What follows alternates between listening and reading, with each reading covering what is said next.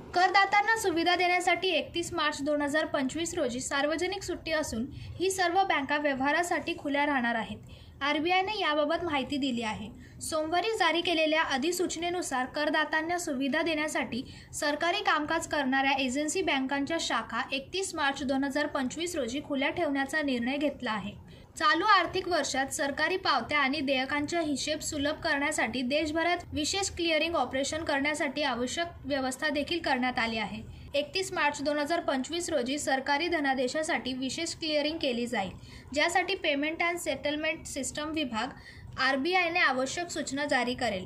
करदात्यांना त्यांच्या करदेय रकमेबाबत त्यांचे व्यवहार आधीच पूर्ण करण्याचे आवाहन केले जाते. एजन्सी बँकांना वार्षिक समाप्तीसाठी सूचना स्वतंत्र करण्यात आल्या आहेत. पंकज मडे, जनशक्ती, सिंधुदुर्ग. अरे, तुम्ही अजून आमच्या चॅनलला सबस्क्राइब नाही केलं तर लगेच जनशक्ती चॅनलला सबस्क्राइब करा आणि बेल आयकॉनवर क्लिक करा आणि रहा अपडेट.